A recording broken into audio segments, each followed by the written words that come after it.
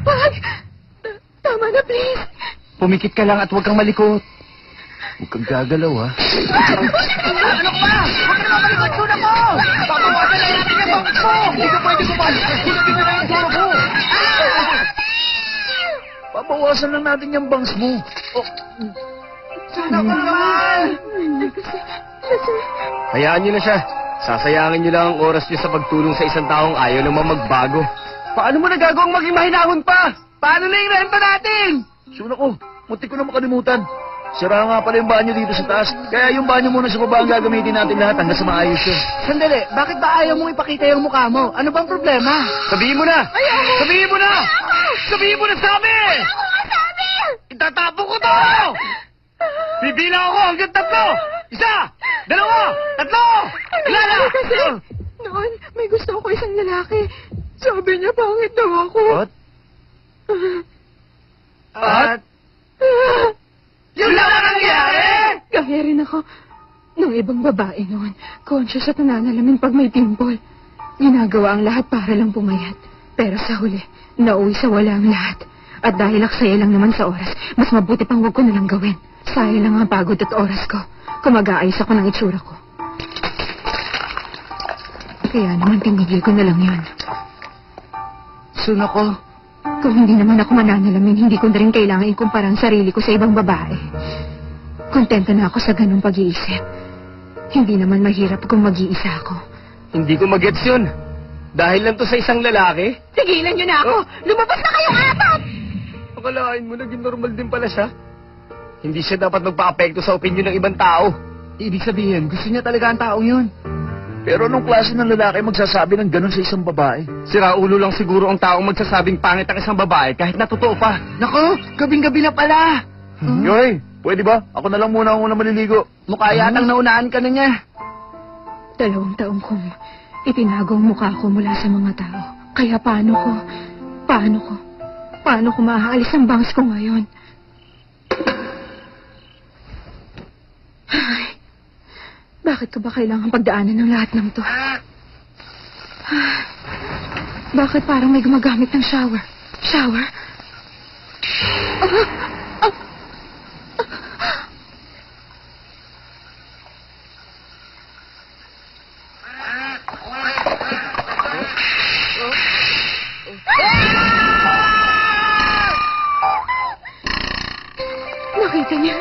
Nakita ng napakagwapong nilalang na yun ang napakapangit ng katawan na nakahubad.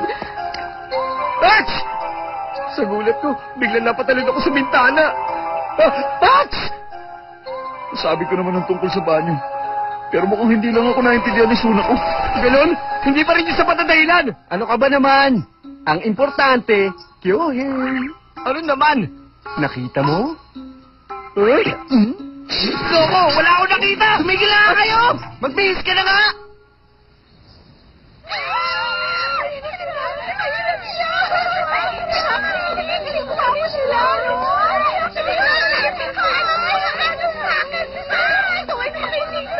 Parami ang sumasalubong sa atin.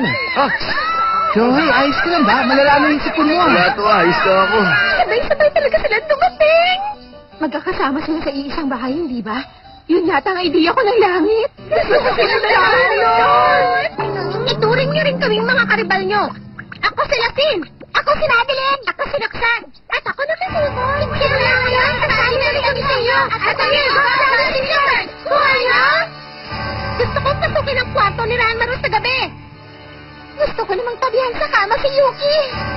Gusto ko namang sumilip kay Takenaga habang naliligo siya. At gusto ko namang pasasan si Kyohei para hindi siya makaalis sa tabi ko. Yun ang mga panaginip naming apat. Ang kanilang number 1 tayo! Ano ba yan? Nandirito na rin sila. Alam niyo bang nakakairita ang itsura niya habang kinikilig-kayat pa sila at Kyohei, ha? Tama ka dyan, sister. Correct! Tama!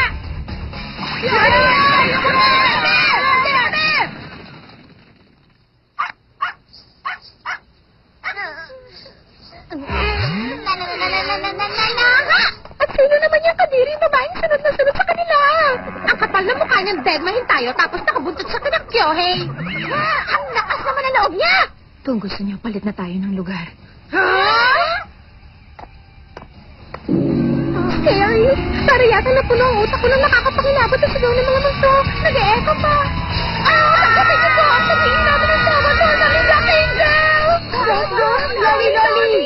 Hi, everyone. Kamusta na, ha? Huh? Aba! Sino iyon?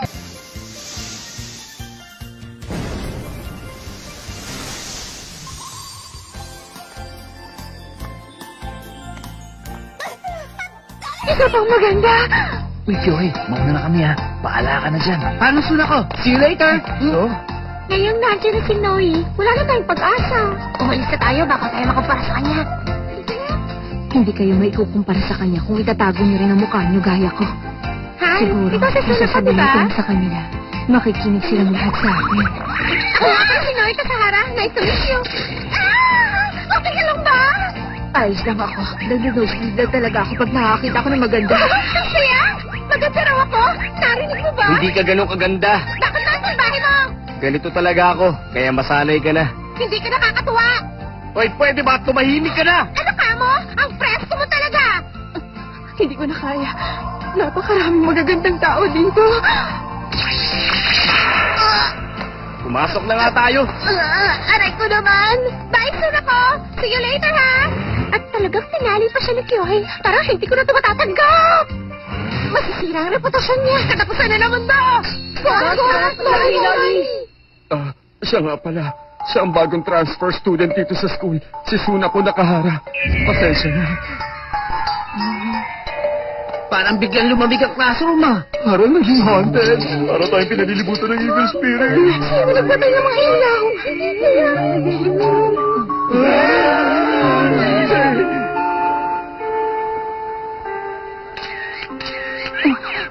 Narito ako ngayon para interview ng bagong transfer student. Nakasabay dumating ng 4 na school heartthrobs. Patingin naman ang mukha mo. Pakiusap! I'm sure maganda ang mukha mo para makasabay ka sa paglakad nilang 4, di ba? Tama, kaya sige na. Sandali! Mga kasama, sundan natin siya. Sige! Kailangan ng school paper ang picture ng mukha ni Sunako sa front page. Bukas! Sundan natin sa bilis. Kailangan sa mauna ng picture. Sa ganitong lugar lang talaga ako makakapag-relax. Kayo na sana mag-alaga sa akin. Ako si Sunako Nakahara. Natutuwa ako makilala kayong lahat. Ang saya naman. Hindi kami magkakalibel ng mga magagandang tao sa labas. Kayo ang kapareho ko. Ang saya-saya ko naman. Ano? Ano ka mo? Hindi niyo ba alam? Eto, Sunako Derby. May price na 100,000 na makapag-produce ng picture ng mukha ng bagong transfer student. Talaga? Tingin niyo, pwede ko sumali dyan? Hindi ka nakakatawa, Kyohe. Alam mo ba yon? Ayos lang. Babalik din ang lahat sa normal. Hi, Haru! Sabay ka na sa akin mag-lunch! Okay lang. Sandali na lang, babies.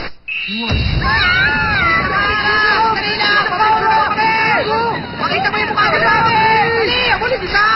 Si Sunako Nakahara yun, Sundan natin! Dali Oo, niyo! sa'yo. Masaya ako kayo. Dali, sa picture na lang. Grabe ba? Ayaw nila ako pabayaan mag-isa. Pigilan niyo na ako!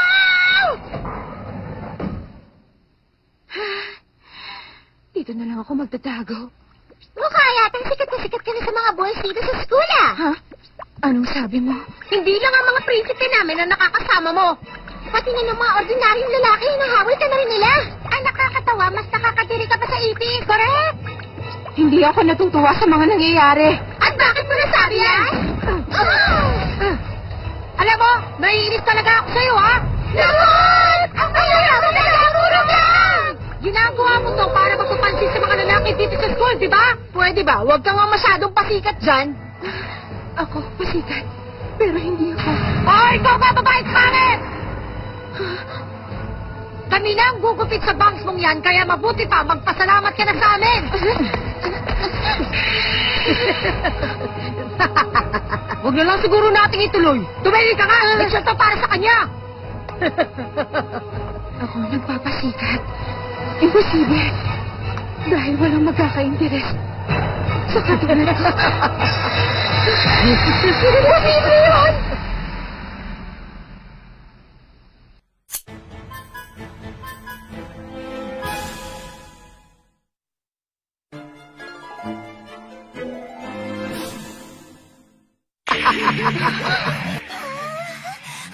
Pabayaan mo na lang kaya siya.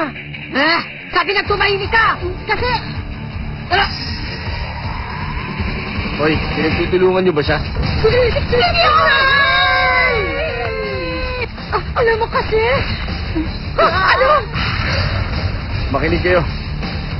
Tigil-tigilan niyo na ang kababawan ninyo. Si Kyohei! Hindi! Bakit? Para akong matutunan.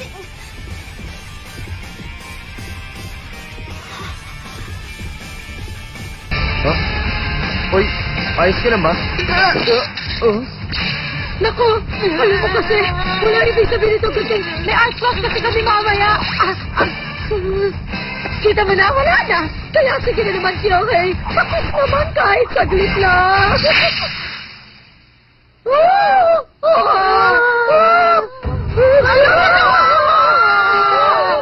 Ayos lang ako, kalmot lang eh.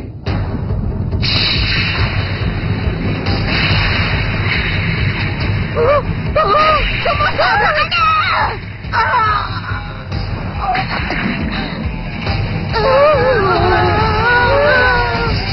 Ibang klase. Ang galing. Ang galing. Doon ako! Yohei! Ayos lang ba kayo? Anong nangyari?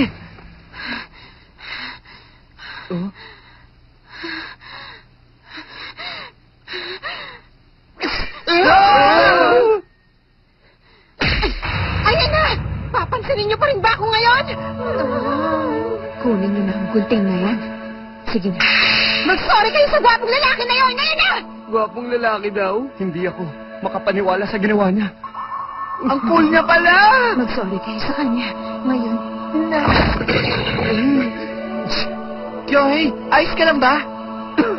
Ang pula-pula na ng mukha mo, Kyohei. Baka naman may lagnat ka na. Suot mo ng jacket mo. Sunako, pakisama mo na si Kyohei sa bahay. Okay lang ba sa'yo? Kung tutuusin naman, ikaw rin ang may gawa nito. Eto, Pero, ang bigat-bigat niya. Isa pa baka matunaw ako. Sandali lang. Bakit kailangan sumama ni Suna kung nakaharap kay Kyohei pa uwi sa bahay? yun ay dahil nakatira kami sa isang bahay. Isa tong bangungot. Kaming dalawa lang ng gwapong lalaking to sa bahay.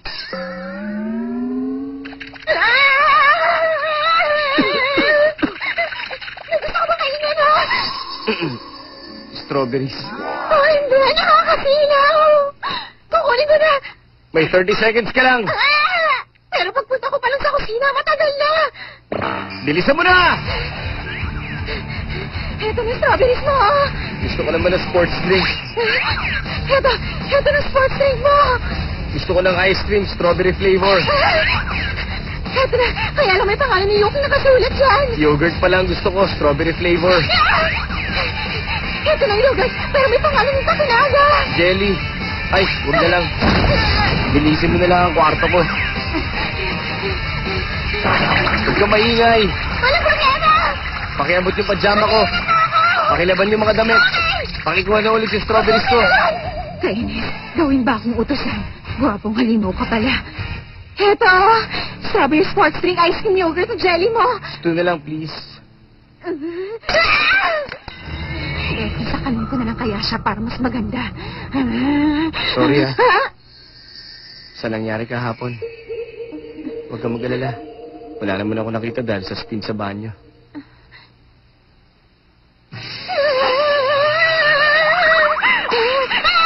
Teka, yung gusto ko.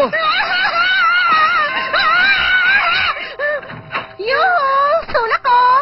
Pinakiusapan ako ni Takunaga kaya ako napadalaw ngayon. Bigyan ko si Kyohei na favorite strawberries niya. Ay, ang bait mo. Pwede ba magpalit na lang tayo ng lugar? Sige, hindi pwede. Pero libre ako ngayon. Pwede tayo magkwentuhan. Ha? Nahihilo ka dahil sa sobrang gwapo ni Kyohei? Nagno-nosebleed ka at para kang matutunaw pag malapit siya, ganun ba? Teka, bago ko makalimutan, bakit yung parte yan lang ang lanta? Wala yung kinalaman sa pinag-uusapan natin. Ayoko ng makaramdam ko kapag malapit ako sa lalaking yun. Ganon? Hindi kaya may gusto ka lang kay Kyohei kaya ka nagkakaganyan? Hindi, wala yung katotohanan. Talaga? Ang boring naman pala. Tama. Ang lalaking yun ang may kasalanan ng lahat. Ang magagandang nila lang sa mundong ito, may kagagawa na lahat. Nakaiba yan, ha? Sabihin mo, Suna ko, ano ba nasa isip mo? Mga baliw si Adan at Eva, kabaliwan ng DNA at mga bobo ni Neanderthal. Hindi kita maintindihan. Bakit hindi mo na lang subukang mag-ayos para naman gumanda ka? Huwag ka mabuhay sa dilim, masarap sa liwanag, Suna ko. Madali para sa'yong sabihin yan dahil kagaya ka rin nilang magaganda. Ibig sabihin, maganda ako? Ang saya! Huwag mo sanang isipin na nagmula tayo sa iisang klase ng nilalang dito sa lupa.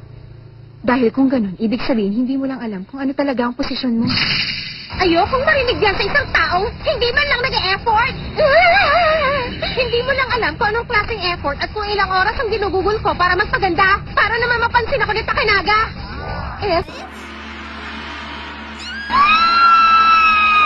Paraan para maging tunay na dalaga. Madali lang matutunan ang pagngiti ng isang dalaga. Pagdikitin mo lang ang mga labi mo na parang kumakain ng kohol. Stretch mo ng dahan-dahan ang magkabilang gilid ng iyong labi. Sige nga, practice. Oy, oy, oy, oy, oy, oy, oy, oy, oy. Mali yan. Sayang lang kung masyadong mabilis at mali ang ginagawa mo. Kapag nangawit ka na, ipahinga mo muna. Teka, Takinaga. Ano sa tingin mo ang ngiti ko? Oh, wala akong panahon para dito. Oy, oy, oy, oy, oy.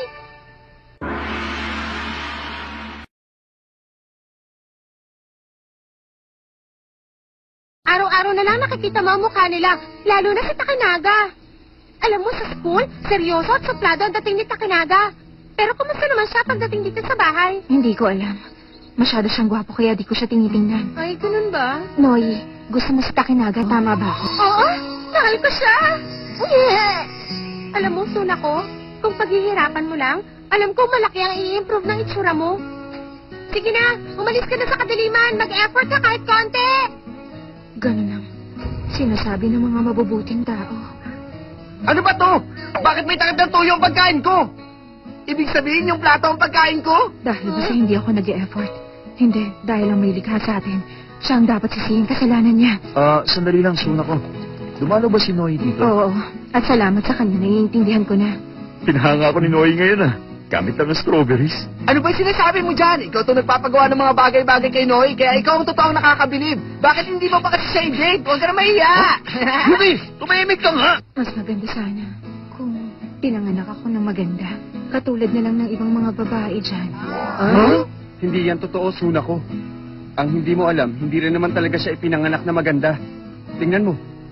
O ayan, si Noye yan, nung nasa middle school pa siya. At kahit hindi pa usang surgery, nagawa niyang pagandahin ang sarili niya. Kung gugustuhin mong gumanda, hindi imposible yon. Mas pagalingan mo. Nandito kami para tulungan ka. Para naman, wala nang muling tatawag na pangit sa'yo. Suna ko, gising ka pa ba? Nilabanan niya ang kapalaran. Pwede palang labanan ang kapalaran ng mga tao. Hindi ko akalain. Pwede pala yun. Ang kalabanan ng kapalaran. Hindi ko alam na ganyan pala ang itsura niya noon. Ibang-iba ang mukha niya. Ibang tao talaga yan. Ang totoo niyan, yan yung babae nag-abot sa akin ng love letter kanina. May kasamang litrato yung sulat niya eh. Naloko mo kami! Teka, ano gagawin natin dyan? Pwede rin palang kalabanin ang dinidikta ng kapalaran. Kung hindi ko gagawin, matutunaw na lang ako sa liwanag. Ano kayang pipiliin ko?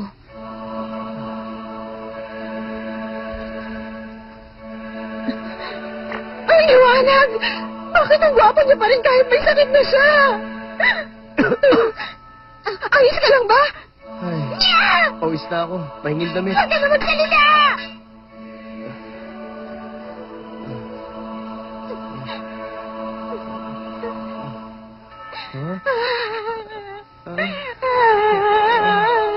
Akin na nga!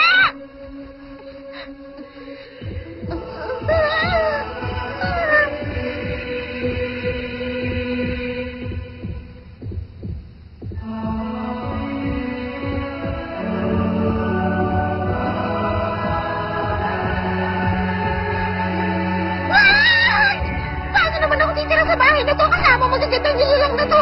Anong gagawin ko? Eh, di magpakatotoo ka lang. Ano ka ba? Baliw ka nga.